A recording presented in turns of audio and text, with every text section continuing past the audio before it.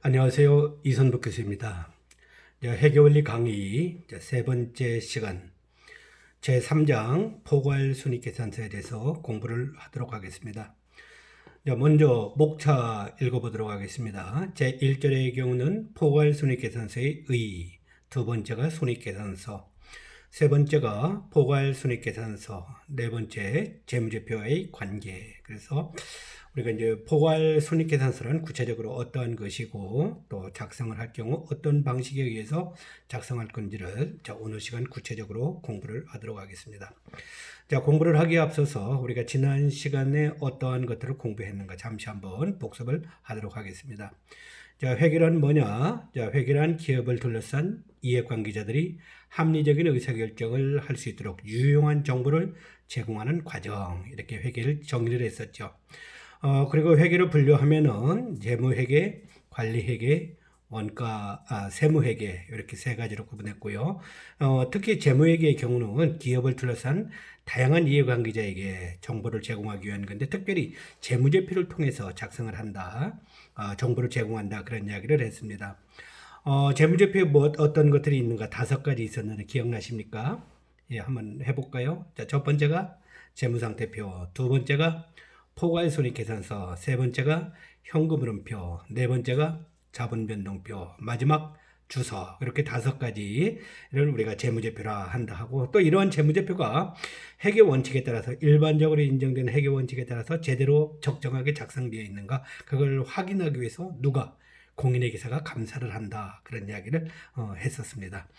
그러면 그 재무제표 중에서 우리가 두 번째 해당하는 포괄손익계산서를 오늘 구체적으로 공부를 하도록 하겠습니다. 먼저 포괄손익계산서의 의의입니다. 포괄손익계산서는 뭐냐? 포괄손익계산서는 일정 기간 동안 기업의 경영성과를 나타내는 기본 재무제표이다. 포괄손익계산서는 일정 기간 동안의 기업의 자본이 증가 또는 감소한 내용에 관한 정보를 제공합니다. 그래서 일정 기간 동안 회계기간에서 어떠한 경영성과가 있었는가 해서 여기서 일정 기간이라는 것은 특별히 예를 들어서 회계기간을 1년으로 할 경우 1월 1일에서 12월 31일까지 이렇게 1년 동안의 경영성과가 어떻게 되는가 이것들을 나타내는 것이 되겠습니다. 그리고 손익계산서는 기업이 소유주인 주주와의 거래를 이제 소유주와의 거래 또는 자본 거래를 하는데, 포괄 손익계산서는 소유주와의 거래를 제외한 자본의 변동, 즉 당기 순손익과 기타 포괄 손익을 합한 내용으로 구성된다, 이렇게 이야기할 수가 있겠습니다. 그러면 2절에 가서 손익계산서 좀 더 구체적으로 보도록 하겠습니다. 손익계산서의 의. 손익계산서는 일정 기간 동안 기업의 경영성과를 나타냅니다. 손익계산서는 수익과 비용이 표시되는데 수익에서 비용을 차감한 당기순이익을 표시를 해서 기업의 경영성과가 어떻게 되는지를 판단하게 됩니다. 그래서 손익계산서는 수익을 표시하고 또 비용을 표시해서 수익에서 비용을 마이너스 시켜서 얼마의 당기순이익이 발생했는지 이거를 손익계산서가 나타내 줍니다. 그러면 수익이란 뭐냐? 우리가 정의를 보면은 일정 기간 동안 자산의 유입 또는 부채의 감소에 따라 자본의 증가를 가져오는 미래의 경제적 효익의 증가로서 소유주의 투자를 제의한 것을 말한다. 이렇게 할 수가 있겠어요. 또한 수익의 대부분의 경우는 고객에게 재화를 판매하거나 용역을 제공하는 그 대가로 현금이나 매출 채권을 획득한 경우를 말합니다. 그래서 상품 매매회사의 경우는 고객에게 재화를 판매한 경우, 상품을 판매한 경우 또는 서비스 기업의 경우에서는 용역을 제공한 거, 그랬을 때 이제 수익이 발생할 수 있고요. 구체적인 수익 항목에는 우리가 매출액, 금융수익, 기타 수익 이런 것들이 있겠습니다. 그리고 비용은 자산의 유출 또는 부채의 증가를 가져오는 자본의 감소를 가져오는 미래의 경제적 효익의 감소로서 소유주에 대한 분배를 제외한 거 이렇게 정의할 수가 있겠고요. 또 비용은 기업이 일정 기간 동안 수익을 얻기 위하여 소비한 재화 또는 용역을 말한다. 그래서 비용이 발생하면 또 그만큼 자본 즉 이익잉여금이 감소를 하게 되겠습니다. 비용의 항목은 대개 매출원가, 판매비, 관리비, 금융비용과 기타 비용, 법인세 비용 등이 있습니다. 수익과 비용의 인식. 이제 기업의 활동 중에서 회계 기록의 대상이 되는 활동을 식별하고 재무제표에 반영하는 것을 인식이라 합니다. 인식. 그래서 거래가 발생하면 이거를 장부에 표시하는 것을 인식이라 할 건데요. 이러한 인식 방법에는 크게 두 가지가 현금 기준과 발생 기준 두 가지가 있습니다. 국제 회계 기준에서는 기업이 현금 흐름표를 제외하고는 발생 기준 회계를 사용하여 재무제표를 작성하도록 규정하고 있습니다. 그래서 우리가 재무제표 5가지 있다 했잖아요. 그럼 그 중에서 현금 흐름표의 경우는 현금 기준에 의해서 작성한다. 그리고 나머지 재무상태표, 포괄손익계산서 이런 부분들은 대개 뭐에 따라서 발생 기준에 따라서 재무제표를 작성하면 되겠습니다. 자, 그러면 현금 기준이란 발생 기준이랑 뭐가 다르냐, 어떠한 차이가 있는가를 보게 될 텐데요. 먼저 현금 기준은 현금의 수입과 지출을 수익 및 비용의 인식 기준으로 삼는 방법입니다. 즉 현금의 수익이 있을 때 수익을 인식하고 현금의 지출이었을 때 비용을 인식하는 방법입니다. 그래서 현금 기준은 수익 및 비용이 발생한 경우에도 현금 수익 또는 지출이 없는 경우는 이를 인식하지 않고요. 그래서 기업의 경영 성과를 왜곡시킬 수 있다 합니다. 그래서 우리가 일반적으로 인정되는 회계 원칙에서는 현금 기준에 의해서 재무제표를 작성하는 것을 인정하지 않습니다. 그 대신에 발생 기준의 경우는 현금의 수입과 지출과 관계없이 수익 및 비용이 실제 발생했느냐를 기준으로 인식하는 방법입니다. 즉 발생 기준은 현금이 수입이나 지출 시점이 아니라 수익 및 비용이 발생한 시점을 인식하여 장부를 기록한다는 거죠. 그래서 실제 현금이 들어오고 나간 게 중요한 게 아니고 실제 거래가 발생했냐 안 했냐 그것이 더 중요하다. 그에 따라서 우리가 수익 비용을 인식해서 표시를 해야 된다 얘기를 합니다. 또한 발생 기준에서는 수익은 실현주에 의해서 인식을 하고요. 비용은 수익 비용 대응의 원칙에 의해서 표시를 한다 이야기를 합니다. 그래서 수익의 인식의 경우에서는 발생 기준에서는 상품을 판매하거나 용역을 제공한 경우에는 그 대가를 현금으로 받든 외상으로 받든 관계없이 수익으로 인식합니다. 즉 발생 기준에서 수익은 현금의 수수와 관계없이 수익이 실현된 기간에 인식하게 되는데 이를 뭐다? 실현주의 원칙이다 이렇게 이야기를 할 수가 있겠습니다.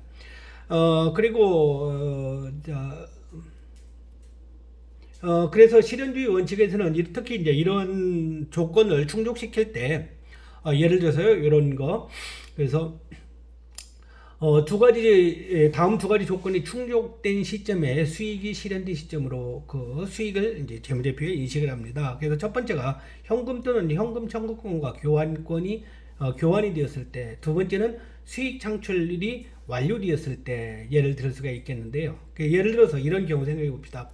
예를 들어서 상품을 100만 원을 고객에게 판매했는데 그 중에 60만 원을 현금으로 받고 나머지 40만 원은 외상으로 했습니다. 외상으로 했어요. 그런 경우 그러면 얼마를 수익으로 하면 좋을지 현금 기준으로 할 경우는 만약에 60만 원 받았기 때문에 현금 60만 원만 수익으로 인식을 한다 할 겁니다.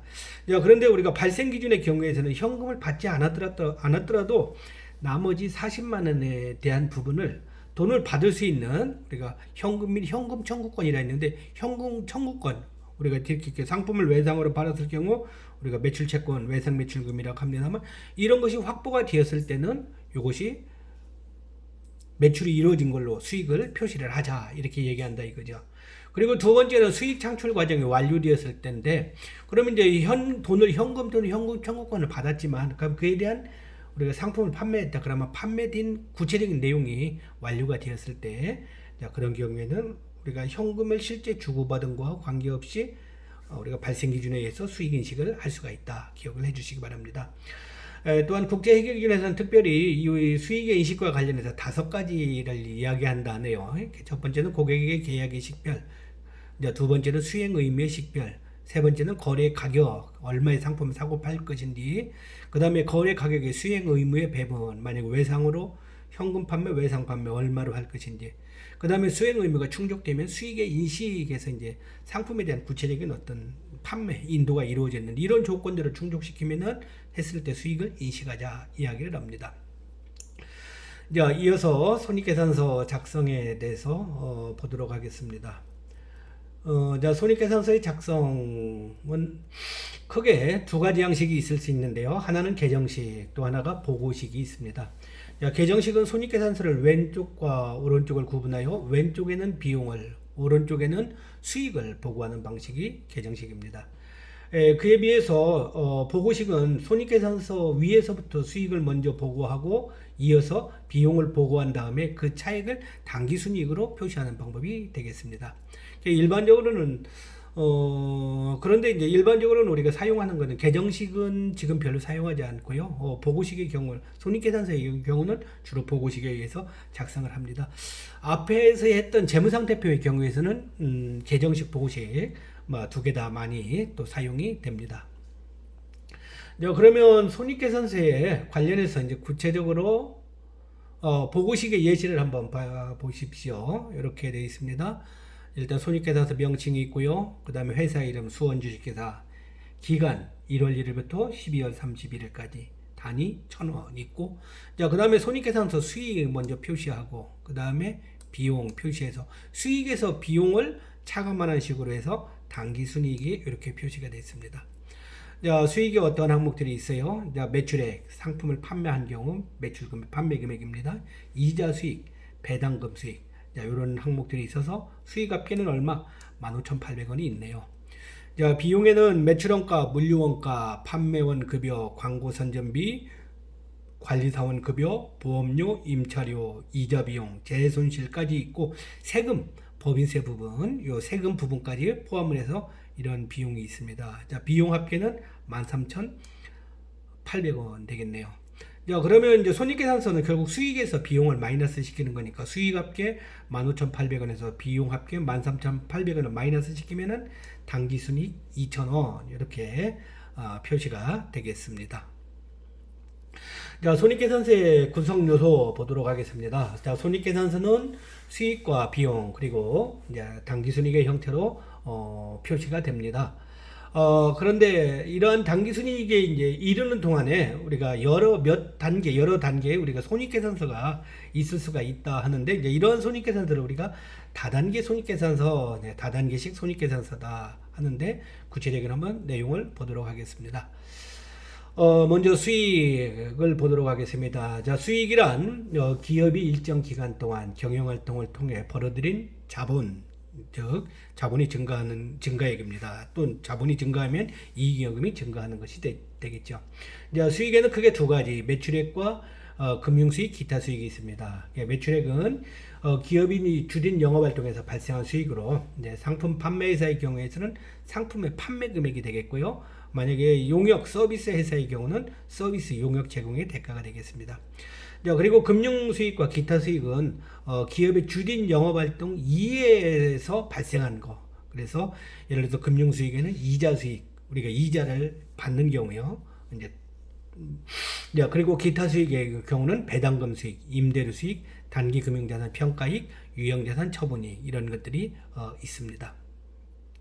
자, 비용을 보겠습니다. 비용은 기업이 일정 기간 동안 수익을 얻기 위하여 소비한 자본의 감소액, 이제 이익여금의 감소액이다 할 수가 있겠는데요. 자, 비용에는 크게 이런 것들이 있습니다. 우리 초록색 글씨로 5가지가 있네요. 같이 한번 해볼까요? 첫 번째가 매출원가, 두 번째 판매비, 세 번째 관리비, 네 번째 금융비용과 기타 비용, 다섯 번째 법인세 비용, 이러한 비용들이 있습니다.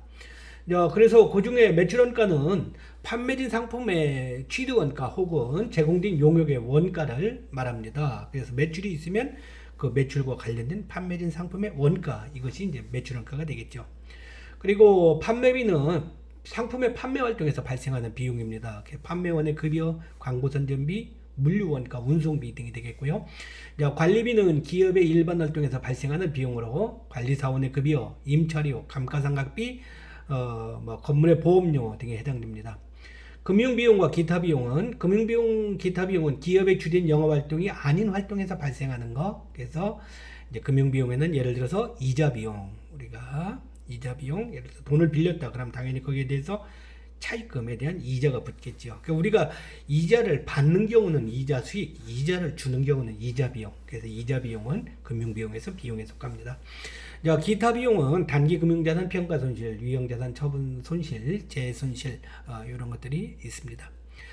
그리고 마지막에 법인세 비용에서, 법인세 비용은 법인세 차감전 순이익에서 법령에 의해서 과세될 세율을 곱하여 계산을 한다 하는데, 우리가 이제 기업에서 이익이 발생하면 당연히 세금을 납부해야 되죠. 그래서 보통은 이제 우리가 개인의 경우는 소득이 있어서 내는 세금은 소득세라고 부릅니다. 그런데 기업의 경우는 이제 법인의 형태를 많이 갖추기 때문에 기업이 이익이 발생해서 내는 세금은 법인세다 이렇게 부르게 되겠습니다.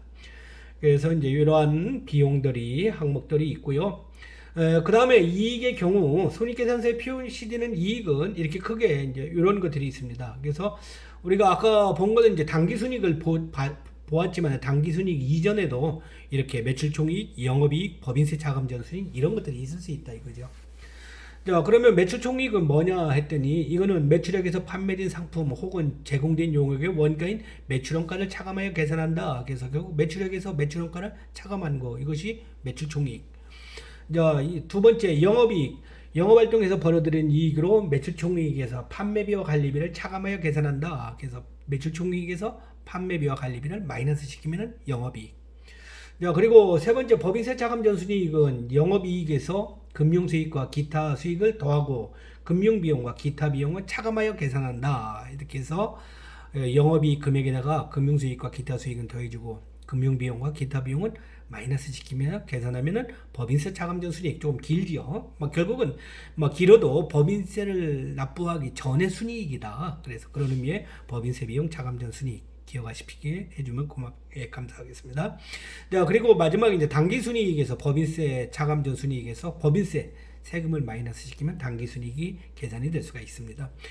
그리고 IFRS에서는 이제 포괄손익계산서를 작성하라 그러는데, 당기순이익에다가 만약에 포괄손익계산서를 이렇게 작성한다 그러면 여기다가 당기순이익 플러스 마이너스 기타 포괄손익 이게 해주면은 그 마지막으로 포괄이익이라는 것이 계산될 수가 있겠습니다.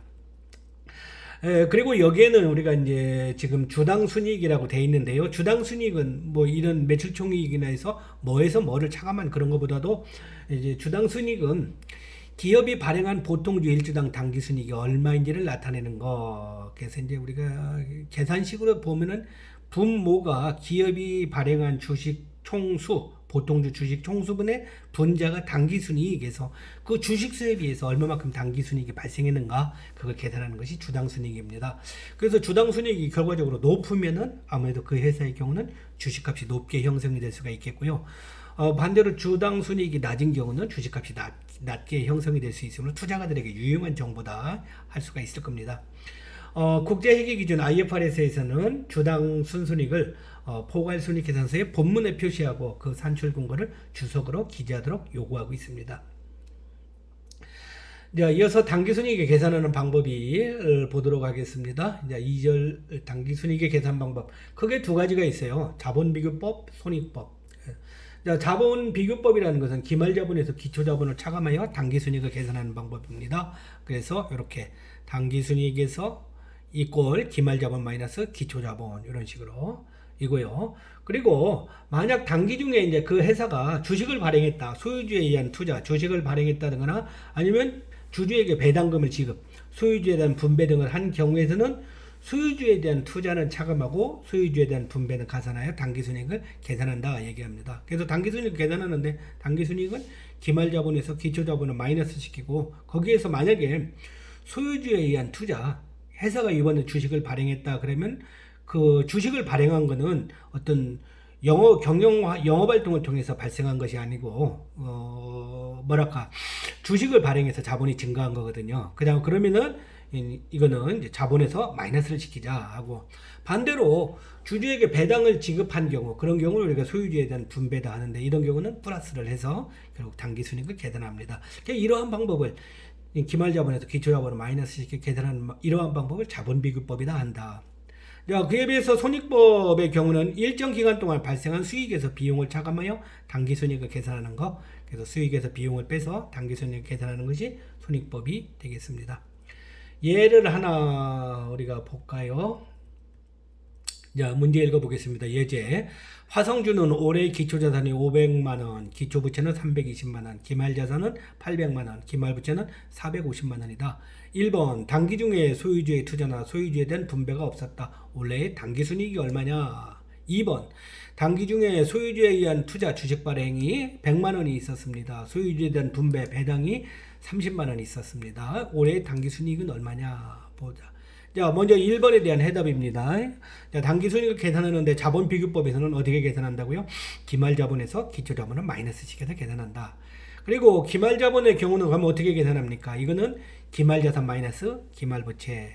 여러분이 지난번 자본에 대한 정의를 할 때 어떻게 공부했어요? 자본이란 자산에서 부채를 마이너스 시키는 순자산이다. 이렇게 공부를 했어요. 결국 자본은 기말 자산에서 기초 부채를 마이너스 시킨 거. 그러면 기초 자본은 기초 자산에서 기초 부채를 마이너스 시킨 거. 이렇게 계산할 수가 있겠죠. 자, 그러면 기말 자본은 얼마입니까?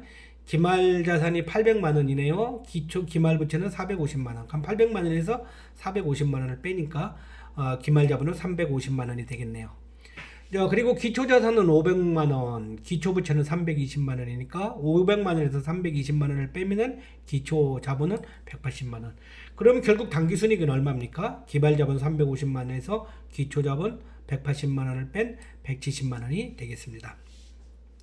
자, 그리고 두 번째는 당기순이익은 이제 기말자본 마이너스 기초자본인데 여기에 소유주에 의한 투자가 있었대요. 그래서 주식 발행한 것이 100만 원이 있었다니까 이걸 마이너스 시켰습니다. 그리고 주식 배당을 한 것이 30만 원이 있었어요. 그럼 그거는 플러스 시켰습니다. 그래서 결과적으로는 이렇게 100만 원 이렇게 표시할 수가 있겠는데 이러한 방법은 자본비교법이다. 기억을 해주시기 바랍니다. 자, 그러면 또 이어서는 우리가 포괄 제3절 포괄 손익계산서가 되겠습니다. 자, 포괄 손익은 회계기간 동안 발생한 자본의 변동액 중에서 소유주와의 거래를 제외한 손익을 말한다. 해서 포괄 손익은 당기순 손익과 기타 포괄 손익을 합한 내용으로 구성된다 얘기합니다. 그래서 우리가 손익계산서에 보면은 이제 당기순이익이 있고요. 또 당기순이익 플러스 이렇게 기타 포괄손익 두 가지 합한 것으로 이렇게 볼 수가 있겠습니다. 자, 그러면은 기타 포괄손익이란 뭐냐 하면은 이렇게요. 자, 특정 자산과 부채의 미실현 평가손익을 포괄손익에 포함시킨 것이다. 이렇게 해서 하고요. 자, 재무인은 재무상태표의 자본, 기타 포괄손익을 이제 증가 또는 감소시킬 수 있다. 그래서 손익계산서는 이제 기타 포괄손익은 손익계산서 항목인데 이것이 나중에 재무상태표의 자본에 반영이 될 수가 있어요. 그걸 우리가 기타 포괄손익 누계에게 반영이 된다 하는 걸 생각을 해주고요. 그 다음에 평가야 손익이 실현되면은 당기순이익으로 재분류되거나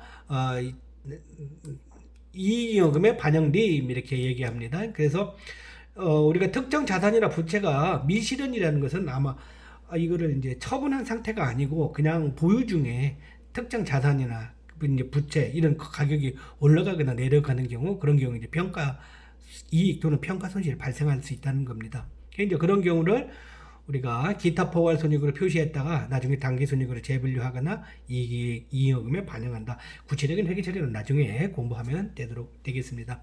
그리고 이러한 기타 포괄 손익 항목에는 어떤 것들이 있는가? 자산 재평가이익, 기타 포괄 손익, 공정가치 측정, 금융자산 평가 손익에서 FVOCI라는 게 이런 뜻이에요. 그래서 이제 공정가치 측정 FV가 페어 밸류입니다. 공정가치. 거기에다가 OCI 기타 포괄 손익 요거를 이제 합쳐서 우리가 FVOCI 이렇게 이제 표시하기도 합니다. 또 기타 이제 파생 금융상품 평가 손익, 해외 사업장의 외화 환산 손익 이 기타 포괄 손익 항목으로 있겠습니다. 자, 그 다음에 포괄손익계산서를 작성할 텐데 포괄손익계산서를 작성하는 방법은 두 가지. 단일 표시 방식, 분리 표시 방식. 단일 표시 방법은 당기 순이익과 기타 포괄손익을 하나의 포괄손익계산서를 작성하는 거, 하나의 전체를 작성하는 거예요. 그리고 분리의 경우는 손익계산서와 이거를 별개로 구분해서 표시하는 방법이 되겠습니다. 자, 우리가 하나의 단일 표시 방식에 의한 손익계산서 양식이 이렇게 됩니다. 그래서 포괄 손익계산서 수익에서 비용을 마이너스 시켜서 당기순이익이 있고 당기순이익에다가 기타 포괄 손익 바로 연결해서 이렇게 표시했어요. 이렇게 표시하고 이런 항목이 있네요. 기타 포괄 손익 항목에 토지 재평가이익, FVOCI 금융자산 평가이익, 파생 금융상품 평가이익 이런 것 등등이 있다 합시다.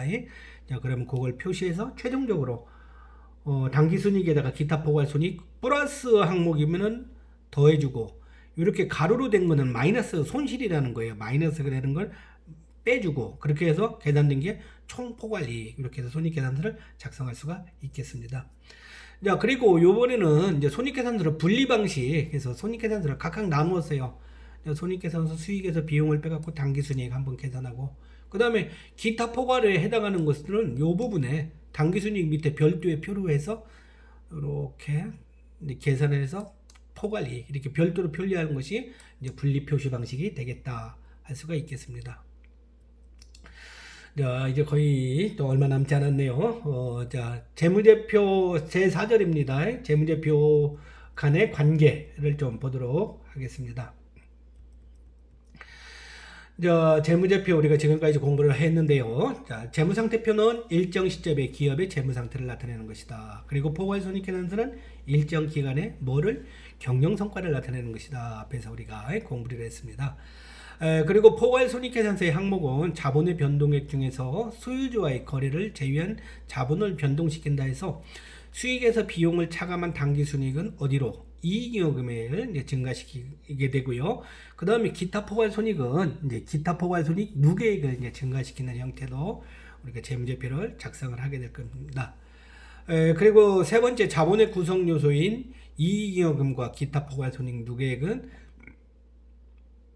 재무상태표와 손익계산 포괄손익계산서를 연결하는 역할을 합니다. 왜냐면은 요 이익잉여금에는 손익계산서에 뭐가 반영됐어요? 당기순이익, 손익계산서 당기순이익이 반영될 수가 있고, 그리고 기타 포괄손익 누계에게는 손익계산서에 기타 포괄손익이 반영이 되기 때문에 그런 연결 역할을 한다 할 수가 있겠습니다.